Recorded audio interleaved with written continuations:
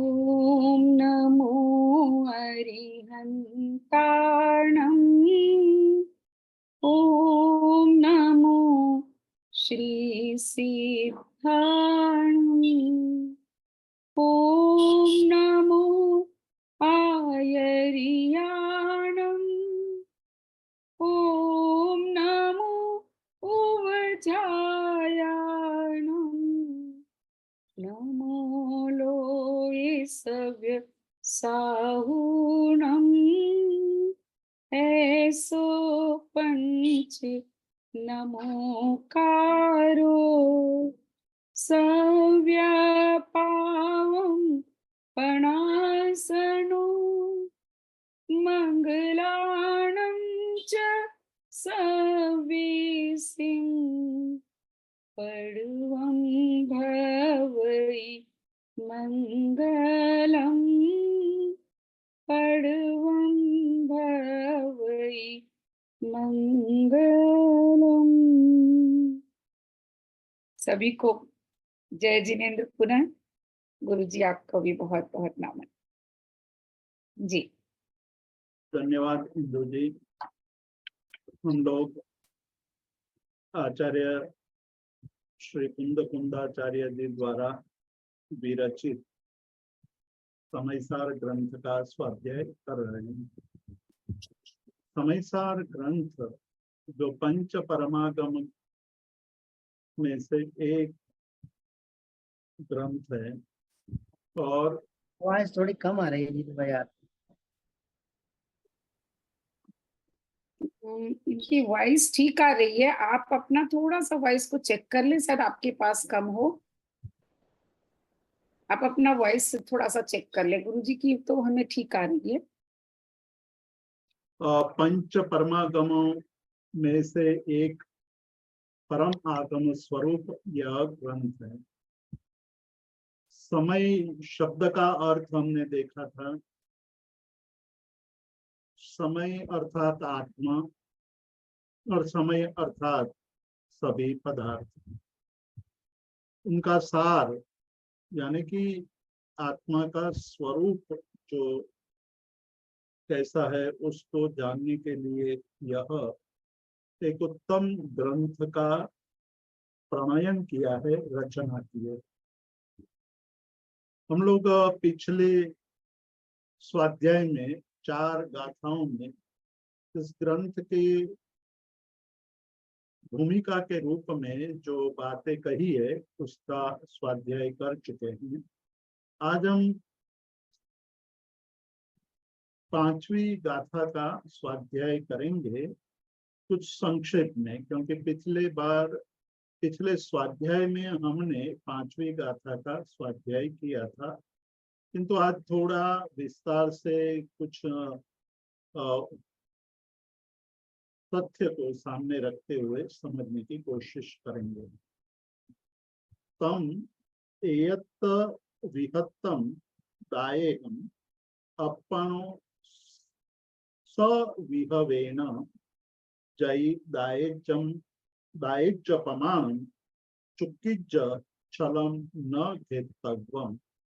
5वीं गाथा है और 5वीं गाथा में एकत्व विभक्त जो आत्मा है उसकी आत्मविभव के अनुसार उसको मैं आपके सामने दर्शाऊंगा।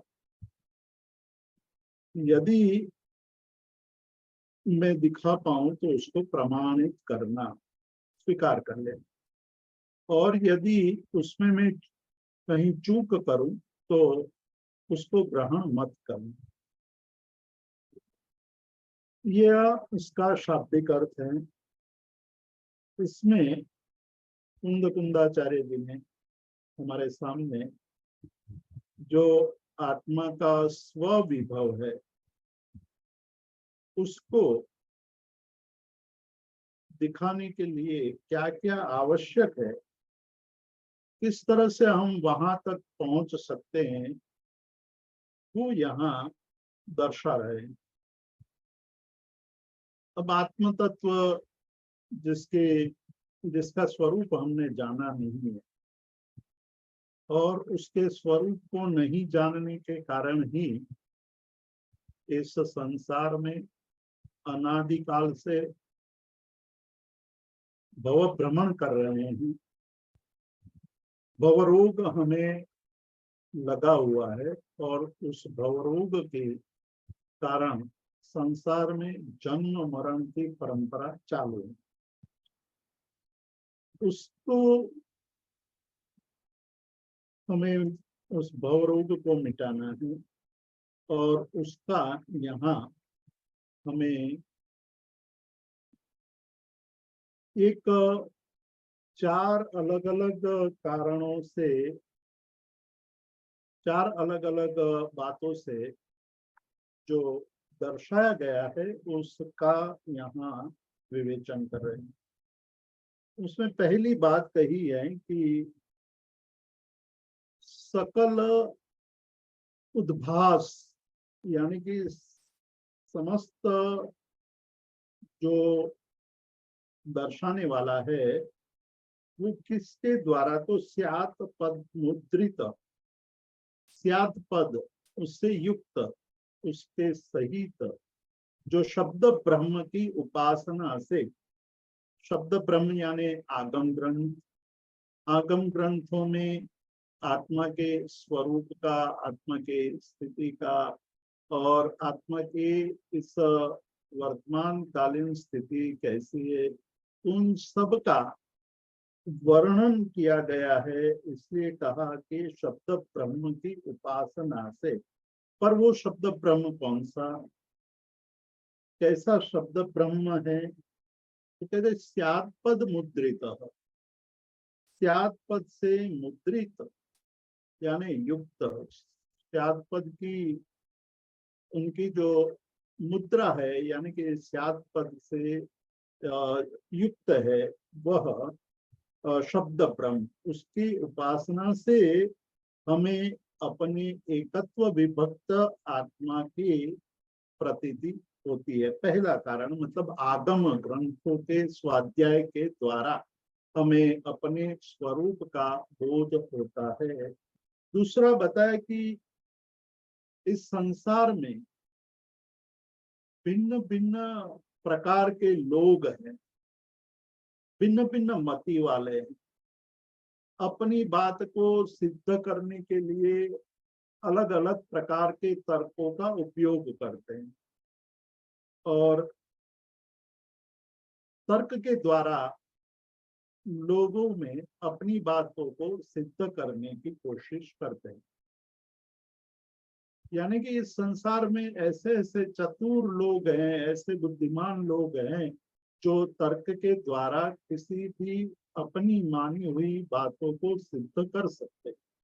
लेकिन यहाँ कहते हैं कि जो विश्व के समस्त, विश्व में जितने भी अलग अलग प्रकार के मत मतांतर हैं, उन सबको जो खंडित करके, मतलब उसको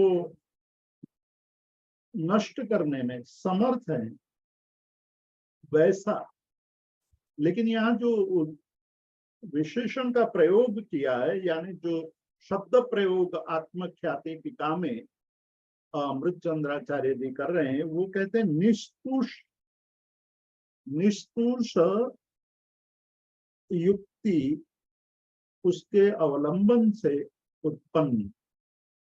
तुष यानी जो अन्न के कण पर जो छिलका होता है, वो छिलके से रहित, मतलब उसमें जो ऊपर का आवरण है, वो आवरण जब हट जाता है तो वो जो धान्य है वो स्पष्ट दिखाई देता है। उसी तरह जो तुच्छ तर्क जो है उससे रहित शुद्ध, यानी कि जो शुद्ध तर्क से युक्त है, ऐसा जो आत्मा का स्वविभव को जानने का हमें योग मिलता है। तीसरी बात कहते हैं कि निर्मल घन विज्ञान घन में अंतर्मग्न, मतलब हमारे अंदर अलग अलग प्रकार के लोगों की बात हम जानते हैं। उसमें से कई दुर्लभ ऐसे लोग होते हैं कि जो अपने ही आत्मा में निमग्न है, विज्ञान घन आत्मा में निरंतर निमग्न रहते हैं। ऐसे परापर गुरुओं की प्रसादी से, परापर गुरु के कृपा से हमें जो आत्म तत्व का अनुभव होता है वो। और तीसरी चौथी बात कहते हैं कि अनवरत स्यंदी, यानी निरंतर हमारे अंदर जो सुंदर आनंद से युक्त मंद, यानी बहुत ही उत्तम कोटि का संविदात्मक ज्ञानात्मक जो स्वसंवेदन है, उसके द्वारा हमें आत्म विभव का बोध होता है। तो वो जो आत्म विभव है उसका यहाँ हमें कथन कर रहे हैं, उसको बता रहे हैं। ऐसा मेरा बद्ध व्यवसाय, मैं उसके लिए मैं कृत निश्चय, यानी कुंद कुंदाचार्य जी कहते हैं कि मेरा मेरा कार्य क्या है, मैं क्या करने जा रहा हूँ, या मैं इस ग्रंथ के द्वारा जो एकत्व विभक्त आत्मा है उस आत्मा के स्वविभव को दर्शाने वाला हूँ। और वो यदि आप जान लेंगे तो उसको प्रमाणित कर्तव्यम, मतलब उसको स्वीकार कर लेना। और यदि कहीं मैं अपने कार्य में चूक जाऊं तो उसको न घेतव्यम, उसको ग्रहण मत करना। तो ये चौथी पांचवी गाथा का जो स्वरूप है वो पिछली बार हमने देखा था। आज यहाँ जो हम चर्चा कर रहे हैं उसमें आत्म विभव को जानने के लिए उन्होंने चार बातें कही। उन चार बातों को हमें ध्यान में रखना है कि एक है आगम, दूसरा अनुमान, तीसरा है गुरु, और चौथा स्वानुभव, अपने ही अनुभव से, स्व जो अनुभव है उसके द्वारा हमें आत्म विभव का बोध होता है। तो ऐसे आत्म विभव की बात यहाँ कहने जा रहे हैं। छठी गाथा में हमें वो बता रहे हैं कि क्या स्थिति है, आत्मा कैसा है, वो शुद्ध आत्मा क्या है। न भी होदी अपमत्तो न पमत्तो जान गो जो भावो एवं भणंति शुद्धम नादो जो सो दुसो चेव। अर्थात कहते हैं कि जान गो, ये आत्मा क्या है। आत्मा नायक है। हमने बहुत पहले शुरुआत में भी ये बात कही थी कि आत्मा का जो गुण है वो विनायक है। तो यहाँ वो बात अब स्पष्ट करते जा रहे हैं कि जान को जो आत्मा है वो नायक है। वो प्रमत्त भी नहीं है और अप्रमत्त भी नहीं है। शुद्ध ज्ञानी ऐसा कह रहे हैं। एवं बनंती शुद्धम नाओ, वो ज्ञानी जो है वो इस प्रकार से कहते हैं। और जो जो सो उसो चेव, मतलब कि आत्मा जो है, जो ज्ञात है वही तो वह है, अन्य कुछ नहीं है। मतलब कि आत्मा केवल विनायक है। अब हम आत्मख्याति टीका में जो बात कही है उसको हम थोड़ा चिंतन करेंगे। बात ये कही है कि जो आत्म तत्व है वो आत्म तत्व अनादि है, मतलब उसकी कोई आदि नहीं है।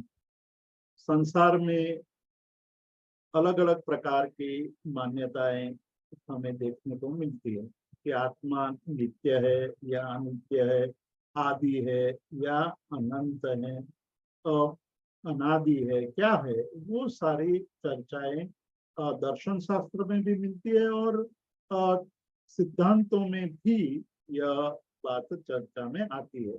लेकिन जो निश्चय से स्पष्ट रूप से आत्मा के स्वरूप के बारे में जो कहा गया है वो अनादि है, मतलब कभी भी आदि नहीं, आत्मा का प्रारंभ नहीं है।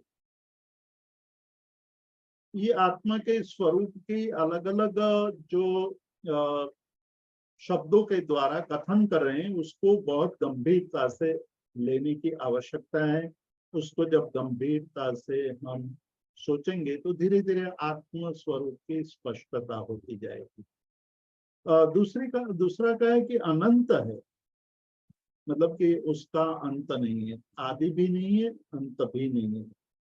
नित्य उद्योत, मतलब हमेशा प्रकाशित विशद ज्योति स्वरूप, जो ज्ञायक भाव है, जो ज्ञायक एक भाव है, वो ज्ञायक भाव संसार अवस्था के अंदर अनादि बंध पर्याय निरूपण से, मतलब कि पर्याय की दृष्टि से देखा जाए तो क्षीर नीरवत कर्म पुद्गलों के साथ उसका एकत्व है। किंतु अब इसको थोड़ा विस्तार करेंगे कि संसार की अवस्था देखा जाए तो उसमें अनादि काल से बंध होता है, कर्मों का बंध होता है।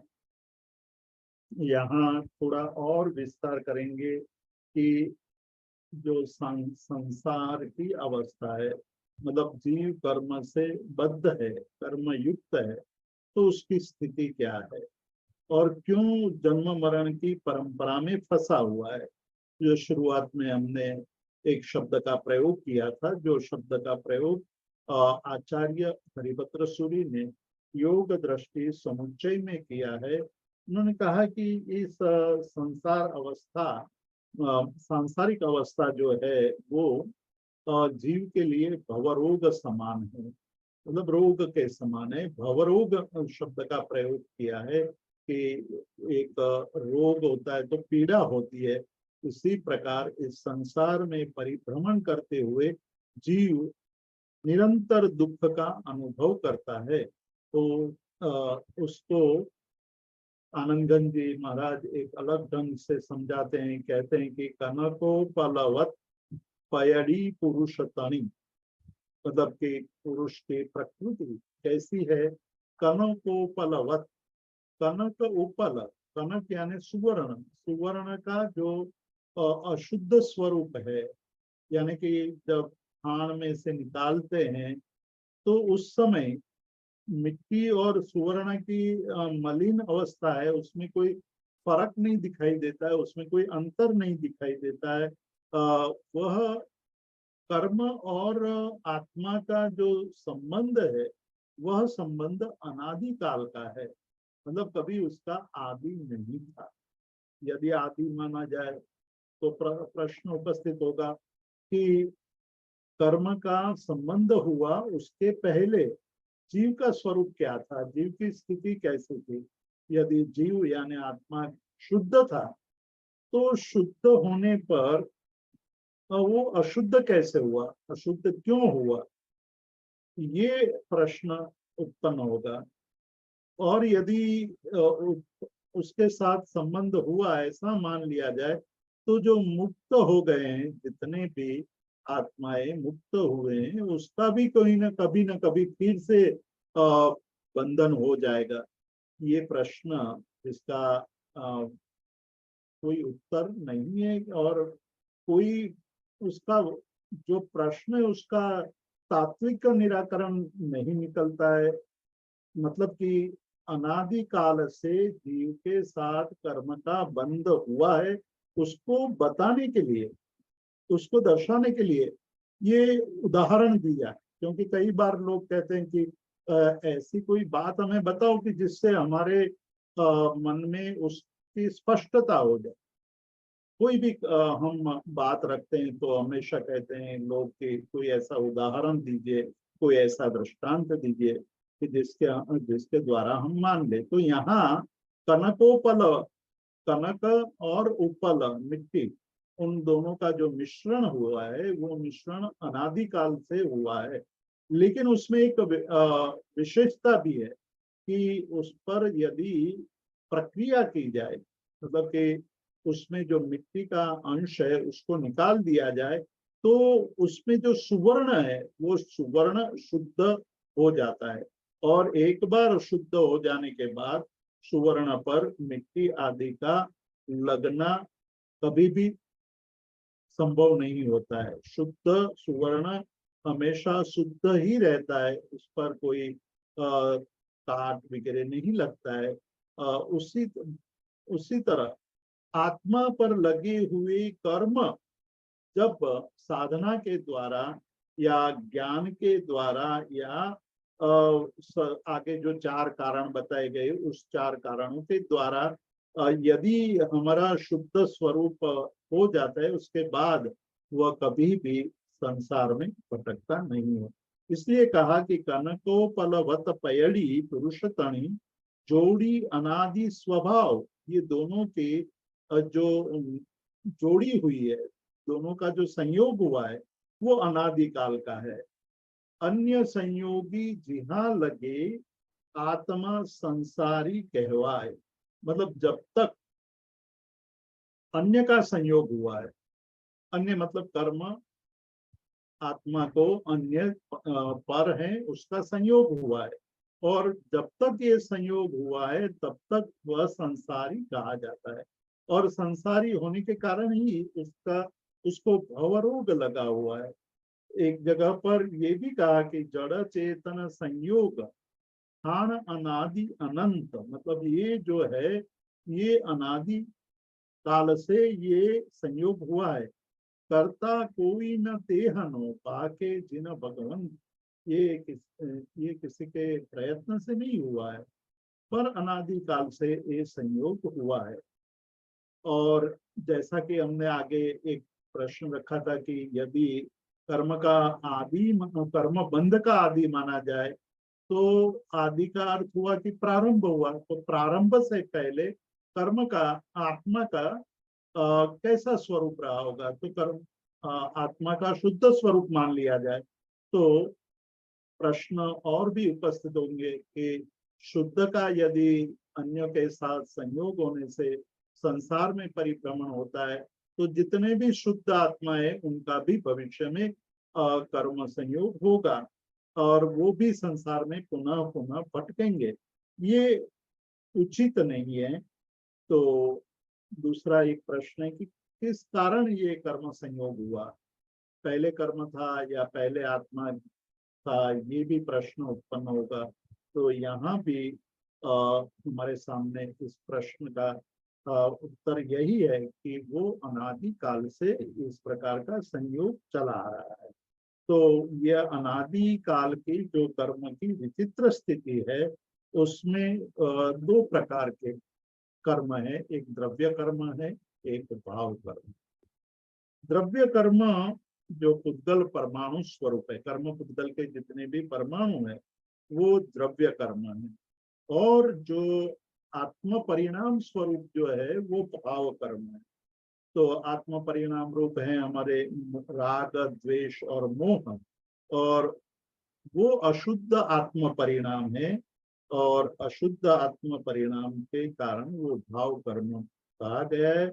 और हमारे सामने जो कर्म विज्ञान है वो बहुत ही विस्तृत है, उसमें ज्ञानावरणीय आदि 8 कर्मों का कथन किया गया है। उसमें सबसे अधिक उसमें जो कठिनतम कर्म है वो मोहनीय कर्म है। और फिर उसके अलग अलग बातें हमें कर्म ग्रंथ में कही गई है। वो है प्रकृति बंध, स्थिति बंध, रस बंध, प्रदेश बंध, यानी कि प्रकृति यानी स्वभाव जब कर्म बंध होता है तो वो कर्म जब उदय में आएगा तो उसका फल कैसा होगा, वो ज्ञान को आवृत्त करेगा या हम दर्शन को आवृत्त करेगा, या सुख को या दुख को उत्पन्न करेगा, या हमारे अंदर मोह उत्पन्न करेगा, आदि आदि हमारे जो प्रकृति निर्धारण करने वाले हैं उसको प्रकृति बंध कहते हैं।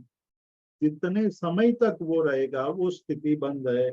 रसबंध यानी जब वो उदय में आएगा तब वो कैसा फल देगा, कितना तीव्र या मंद फल देगा, वो रसबंध है। प्रदेश बंध उसी तरह समझना है। तो यहाँ दो बातें हमें विशेष रूप से ध्यान में रखनी है।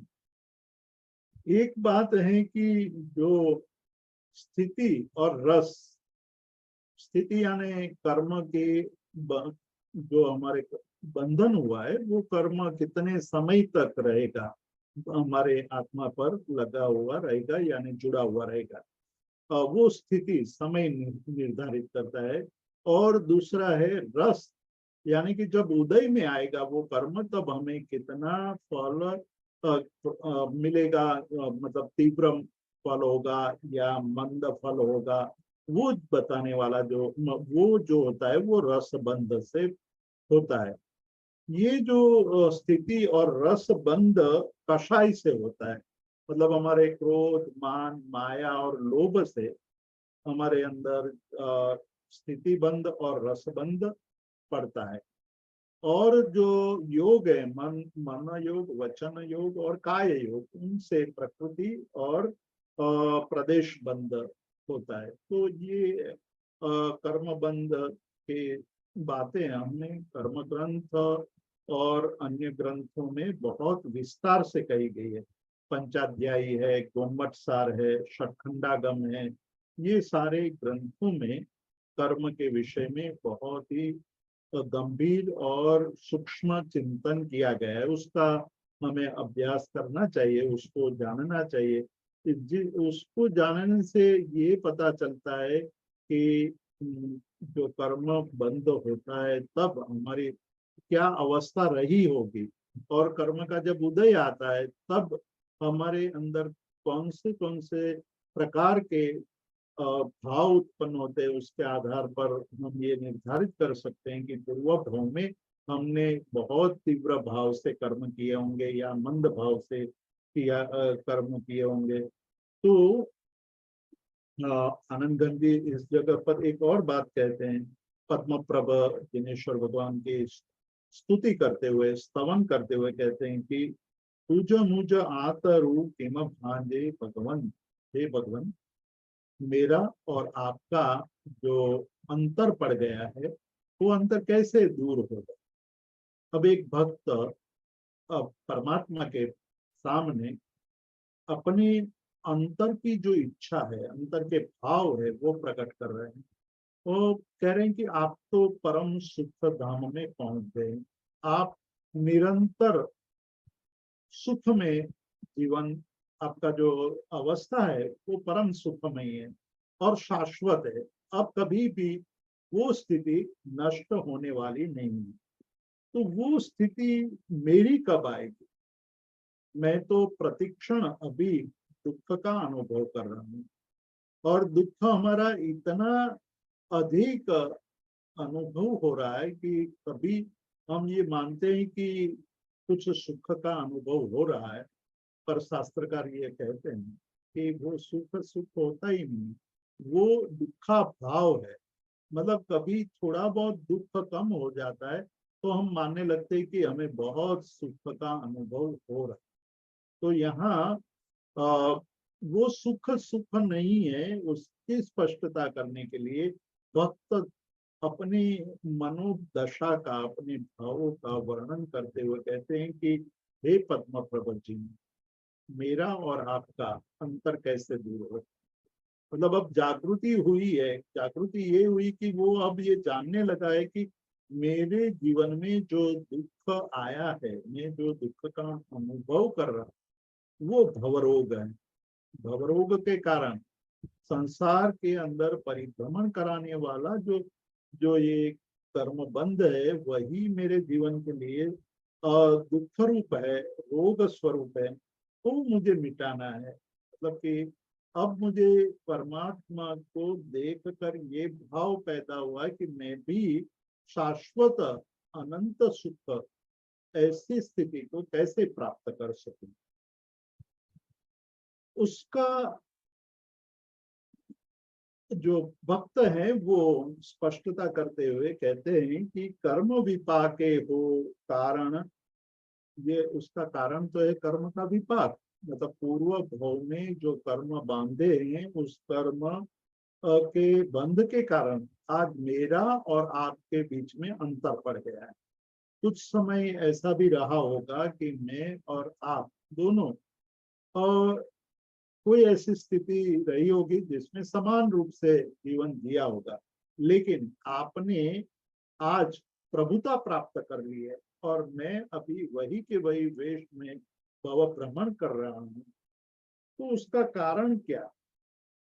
उसका कारण यही है कि जो बंद हो रहा है, कर्म बंद हो रहा है, उसके कारण ये मेरी स्थिति हुई है, मैं उसके कारण यही भोग कर रहा हूं। तो यहाँ कहते हैं कि जो संसार अवस्था में अनादि बंद, अनादिकाल से कर्म का बंद हुआ है, उसके बंद की जो पर्याय दृष्टि है वो कैसी हुई है? तो कहते हैं कि वो नीरक्षीरवत, जिस तरह से दूध में पानी मिल जाने से दूध और पानी एक रूप दिखाई देते हैं, मतलब भिन्न भिन्न नहीं दिखाई देते, उसी तरह जो मेरी आत्मा है वो कर्म से बद्ध होने के कारण मैं अपने स्वरूप से भिन्न हो चुका हूँ और जो कर्म बुद्धलों के साथ में एकत्व स्वरूप प्राप्त कर लिया या एकत्व स्वरूप हो चुका हूँ, ये अनादि बंध के कारण। और द्रव्य दृष्टि से देखा जाए तो जो दुख से जिसका अंत आ सके ऐसा जो कोई कारण है तो वो कषाय है।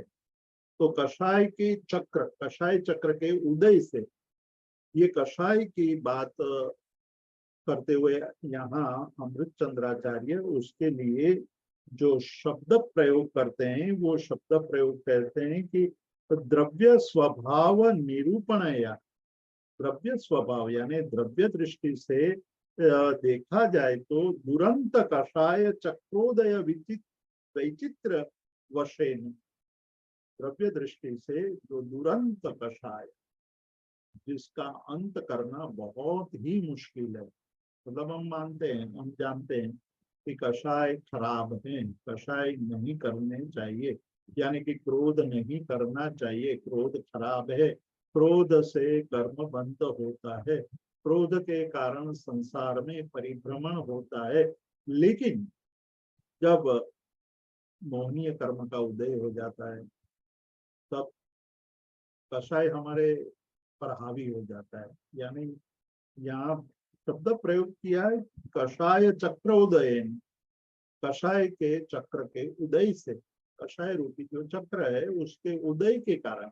और वो कषाय चक्र कैसा है? दुरंत है, मतलब उसका अंत करना बहुत ही कठिन है। यहाँ केवल हमने क्रोध की बात कही है, हम जानते हैं, समझते हैं, हमारे अंदर ये बोध भी है कि क्रोध नहीं करना चाहिए, लेकिन फिर भी निमित्त मिलते ही हम क्रोध कर देते हैं, क्रोध हो जाता है।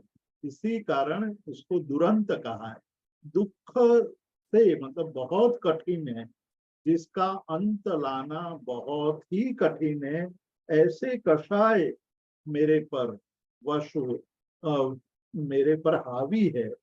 तो उसके कारण क्या हुआ कि जो पुण्य पाप के सर्जक जो उत्पन्न जो हुआ है, विश्व रूपपन, मतलब विचित्र रूप स्थिति यहाँ हमारे अंदर उत्पन्न हुई है, और उसके कारण शुभाशुभ भावों का जो हमारे अंदर उत्पत्ति होती है वो उसमें अपरिणमन के कारण उसमें परिणमन नहीं होता है। तो मूलतः एक तो कर्म पुतलों के साथ उसका निरक्षीरवत एकत्व हुआ है, और दूसरा कषाय चक्र के अंदर वो फंसा हुआ है, तथापि स्वभाव से अपरिणमन है। तो ऐसा जीव, ऐसा जो आत्मा है, वह न तो प्रमत्त है न अप्रमत्त है, लेकिन वो द्रव्यांतर भाव से भिन्न और जो उसका मूल स्वरूप है वह शुद्ध है। मतलब कि आत्मा का स्वरूप है वो शुद्ध है, वह उनका मूल स्वभाव ज्ञायक है, यानी कि ज्ञाता, जानना ही आत्मा का मूल स्वभाव है। ये जो परिस्थिति आती है वो पर्याय दृष्टि से, द्रव्य दृष्टि से हमारे ऊपर ये स्थिति आई हुई है, लेकिन आत्मा का जो मूल स्वभाव है, शुद्ध है, वह शुद्ध स्वभाव तो वो ज्ञायकपना का ही है।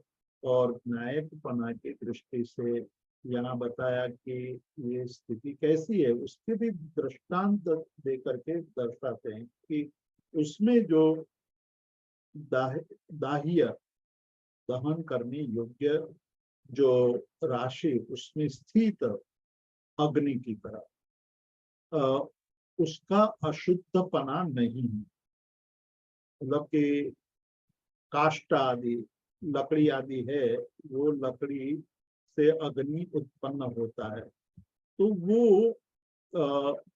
लकड़ी के अंदर से उत्पन्न होने वाली अग्नि की तरह ये आत्मा अशुद्ध नहीं है, क्योंकि आत्मा केवल नायक स्वभाव वाला है। भले ही उसमें ये जो निरक्षीरवत हो गया है आत्मा, फिर भी वो दाह्य राशि स्थित जो दहन रूप है, ये थोड़ा दार्शनिक शब्द है, दार्शनिक प्रक्रिया दर्शा रहे हैं। थोड़ा चिंतन करने से उसमें स्पष्टता आती है, स्पष्टता लानी भी चाहिए, और उसको बार बार जब आप स्वाध्याय करते रहेंगे तो उससे स्पष्टता होगी कि आत्मा का मूल स्वभाव तो ज्ञायक ही है। वह भले ही आप हमें द्रव्य दृष्टि से या पर्याय दृष्टि से अलग दिखाई देता है, लेकिन जब हम अपने मूल स्वभाव की, शुद्ध स्वभाव की चर्चा करते हैं या उसके शुद्ध स्वभाव का चिंतन करते हैं, तो हमें ये पता चलता है कि वो अशुद्ध अग्नि की तरह, जो काष्ठ में रहे हुए अग्नि की तरह अशुद्ध नहीं है, क्योंकि उनका स्वभाव केवल ज्ञाता, ज्ञायक भाव ही है, और उसका वो प्रकाशन है। और दूसरी एक बात कहते हैं कि प्रदीपस्य एव कर्तुकर्मणोर अन्य अनन्यत्वात् ज्ञायक एव, आत्मा मात्र ज्ञाता ही है। शुद्ध ज्ञानियों ने ऐसा हमें बताया है, मतलब शुद्ध यानी कि ज्ञानी लोगों ने हमें बताया कि वो प्रदीप की तरह, तो प्रदीप स्वयं बहुत ही मार्मिक दृष्टांत दिया है। एक काष्ठाग्नि दाह्य राशि स्थित, पहला दृष्टांत जो दिया वो दाह्य राशि स्थित, और दूसरा दृष्टांत देते हैं प्रदीपस्य इव, कि प्रदीप की तरह कर्तृ कर्मणोर अनन्यत्वात्, कर्ता और कर्म दोनों बातें तो प्रदीप में है, तो प्रदीप स्वयं प्रकाशक है और दूसरों को प्रकाशित करता है। तो जब कर्म जो प्रदीप है वो स्वयं प्रकाशक और स्वयं प्रकाशित है, दूसरों को प्रकाशित करता है, तो वो कर्ता और कर्म एक ही है। इसी तरह यहाँ जो आत्मा है वो स्वयं कर्ता कर्म स्वरूप होने के कारण मात्र ज्ञायक स्वभाव ही उसका वो स्वरूप है। तो ये जो बात कही आत्मा के शुद्ध स्वरूप की, न प्रमत्त है न अप्रमत्त है, केवल नायक स्वभाव। तो हमने शुरुआत में एक बात कही थी कि जब दृष्टा और ज्ञाता भाव हमारा निरंतर बना रहता है, निरंतर हम ये ज्ञाता और दृष्टा भाव को धारण करते हैं, तो हमारे कई प्रश्नों का समाधान हो जाता है। लेकिन हम कर्ता और भोक्ता बन जाते हैं। जब भी हम प्रसंग उपस्थित होता है तो हम कर्ता और भोक्ता बन जाते हैं। तो यहाँ थोड़ा और चिंतन करें तो दो तीन बातें हमें ध्यान में रखनी है। एक जो देवचंद्र जी ने कही है कि संग परिहार थी स्वामी निज पद लयु। संग परिहार मतलब यहाँ कर्म की इतनी बातें कही और कर्म की भिन्नता भी बताई, कर्म घाती कर्म अघाती कर्म ऐसे भेद भी बताए। तो संग परिहार थी स्वामी निज पद लयु। संग का परिहार, संग यानी कर्म का संग, उस कर्म का संग नष्ट होने के कारण हे स्वामी आपने निज पद यानी स्व का जो स्वरूप है उसको प्राप्त कर लिया।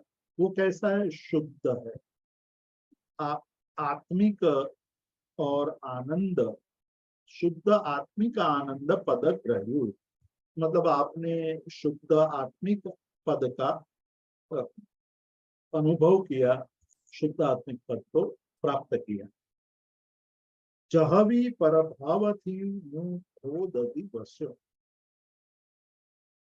मेरा जो ये संसार में परिभ्रमण है उसका कारण है परभाव के साथ मेरा निरंतर संबंध बना। स्व से भिन्न जितने भी भाव है, स्व तो आत्मा है, उसका न्यायिक स्वभाव है, दृष्टा उनका भिन्न है, ज्ञाता और दृष्टा स्वरूप है, परंतु वो ये स्वरूप को भूल करके प्रभाव में लीन हो जाता है। तो उसके कारण बहुत अधिक संसार समुद्र में डूबा हुआ। परतणु संग संसारता एक ग्रसो। जब तक हमारा पर के साथ संग है, मतलब पर के साथ हमारा संबंध है, तब तक मैं संसार में ही भटकूंगा। संसार जो है वही हमें ग्रसित कर लेता है, वो पकड़ रखता है। धर्मनाथ धर्म जगन्नाथनो धर्म सूचिकाई ये आपने आपनो आत्मा देहवो भावी।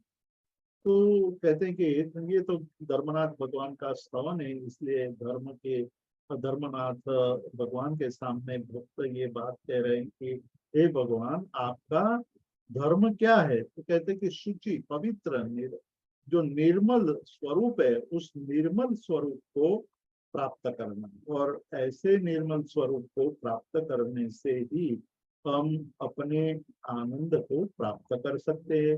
अपने आत्मा देह वो भावी है। तब कहते हैं कि धर्मनाथ भगवान मैं आपके सामने जब आता हूँ तो आपकी जो शुचिता है, पवित्रता है, उसकी मैं प्रशंसा करता हूँ, और उसकी प्रशंसा करते हुए मैं ये मानता हूँ कि मेरी आत्मा भी वैसी ही है और मैं भी वैसा ही बनना चाहता हूँ। और तहवी सत्ता गुणे जीव ए निर्मल, मतलब सत्ता से मेरा आत्मा निर्मल, मतलब स्वरूपतः मूल स्वरूपतः वो निर्मल है। परंतु जिस प्रकार से स्फटिक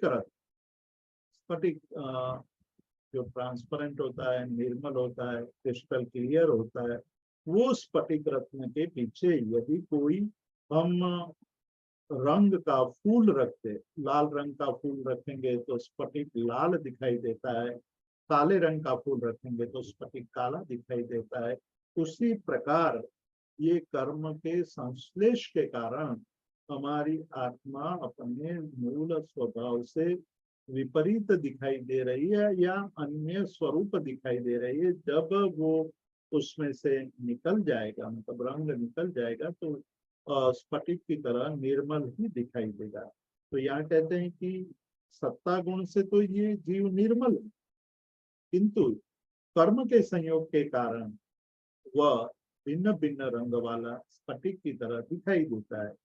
ये परोपाधि थी दृष्टता संग्रही, मतलब में अशुचिमय अपवित्रमय अलग अलग रंग वाला नहीं हूँ, किंतु परोपाधि से पर उपाधि से अन्य के संबंध से अन्य के संयोग से मैं अपने जो मूल स्वरूप है उससे मैं दूर हटा हुआ हूँ। मैं अपने शुद्ध स्वरूप से भिन्न हो गया हूँ, लेकिन मेरा शुद्ध स्वरूप तो ज्ञायक ही है। ज्ञाता भाव मतलब कि जब ज्ञायक भाव आ जाता है तो वो तो मूल स्वभाव में आएगा, तो वो न प्रमत्त है न अप्रमत्त है, वो केवल ज्ञायक ही है। और यशो विजय देव भी कहते हैं कि चेतन शुद्धात्मा को जाओ। हे चेतन, अपनी आत्मा को ये कह रहे हैं कि हे चेतन, तो अपने शुद्ध स्वरूप का ध्यान कर। पर परचे धाम धूम सदाई, जब तुम पर के संयोग में आ जाते हो, पर के संयोग में घूमते रहते हो, तो धाम धूम हमेशा ये प्रपंच बना रहता है और उससे आप दुख को प्राप्त करेंगे। निज पर जे सुख पाओ, जब आप निज स्वरूप का ध्यान करने लगेंगे, शुद्ध स्वरूप का ध्यान करने लगेंगे, शुद्ध आत्म स्वरूप का ध्यान करते तो सुख की प्राप्ति होगी। और यशो विजय जी एक और जगह पर कहते हैं कि जिन निर्मलता रे रत्न स्फटिकतन, जिस प्रकार से स्फटिक रत्न की निर्मलता होती है, उसी तरह जीव का स्वभाव है। जीव का स्वभाव तो निर्मल नायक स्वभाव ही है। वही बात वीर जिनेश्वर ने प्रकाशित की है। प्रबल कषाय अभाव, उसको एक दूसरी तरह से बताते हैं कि आत्मा का मूल स्वभाव को कषाय से कषाय के संपूर्ण अभाव से, ये क्रोध मान माया और लोभ के अभाव से ही प्राप्त होता है। तो व्यवहार से प्रमत्त और अप्रमत्त होता है, लेकिन निश्चय से आत्मा न प्रमत्त है न अप्रमत्त है। मतलब कि निश्चय नहीं की दृष्टि से देखा जाए तो आत्मा कभी भी प्रमत्त भी नहीं है अप्रमत्त भी नहीं है, मात्र नायक स्वभाव है। तो ये जो जीव का मूल स्वभाव है, उस स्वभाव को यहाँ दर्शा रहे हैं। नायक भाव ही शुद्ध भाव है और वही उपास्यमान है। तो आत्मा का जो नायक स्वरूप है वही उसका मुख्य लक्षण है, और उस का जो अभाव है वह तो जड़ का लक्षण है। मतलब कि जब हम राग करते हैं, द्वेष करते हैं, वो सारी जो अवस्था है वो आत्मा की स्थिति नहीं है, आत्मा का स्वरूप नहीं है, वो जड़ का लक्षण है और उस जड़ के लक्षण को हटाना है, दूर करना है। तो यहाँ नायक स्वरूप आत्म तत्व की बात करके हमने ये बताया कि वो प्रमत्त भी नहीं है अप्रमत्त भी नहीं है, केवल नायक स्वरूप ही है। इस प्रकार इस गाथा में आत्म स्वरूप की बात कही है। इतना कह करके हम आज के स्वाध्याय को यहाँ विराम देंगे। हमारे पास थोड़ा समय है, प्रश्न यदि कोई हो तो प्रश्न को यहाँ हम लेते हैं।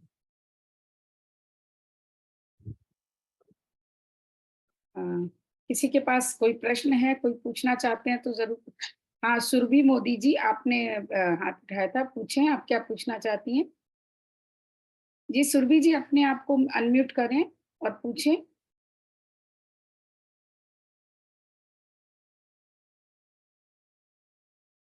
सुरभि जी, आप अनम्यूट नहीं कर पा रहे हैं क्या? हाँ जी, जी पूछें। प्रणाम। बहुत सिंपल डेफिनेशन प्रमत्त और अप्रमत्त की क्या है? प्रमत्त यानी प्रमाद से युक्त और प्रमत्त यानी प्रमाद रहित। तो आत्मा प्रमत्त है या अप्रमत्त है, या प्रमादी है या अप्रमादी है, उसके बाद यहाँ चर्चा में लाए हुए हैं। मतलब कि आत्मत्व कैसा है, प्रमादी है या अप्रमादी। तो कुंदकुंदाचार्य कहते हैं कि न प्रमादी है न अप्रमादी है, तो केवल नायक स्वभाव वही आत्मा का स्वरूप है। तो प्रमादी होना, उसके लिए जो हम लोगों ने यहाँ दो बातें ली। एक तो ये लिया कि द्रव्य कर्म और भाव कर्म। तो द्रव्य कर्म जो हमने लिया उसमें ये बताया कि जो कषाय का जो चक्र है वो कैसा है, दुरंत कषाय चक्र।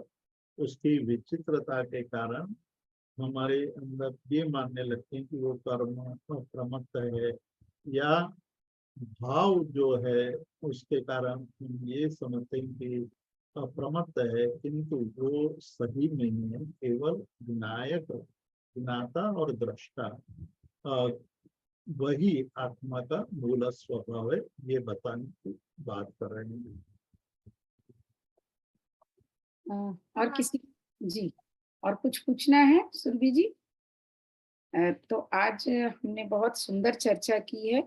5वीं और छठी 2 गाथाओं को हमने जाना और बहुत अलग-अलग रूप से और शाब्दिक अर्थ के साथ-साथ उसके भावार्थ को भी समझा है। तो अगर किसी का बाद में भी कोई प्रश्न आता है जो कि आज आपने जाना है, उसको थोड़ा-सा मनन चिंतन करने के बाद प्रश्न सामने आते हैं, कुछ जिज्ञासाएँ उत्पन्न होती हैं, तो आप ज़रूर ग्रुप में भी पूछ सकते हैं और अगली कक्षा में भी पूछ सकते हैं। अ, गुरुदेव को नमन करते हुए आप सभी को जय जिनेंद्र, शुभ रात्रि और आज का सत्र हम यहाँ पर समाप्त करते हैं। बहुत-बहुत धन्यवाद सभी का। जी।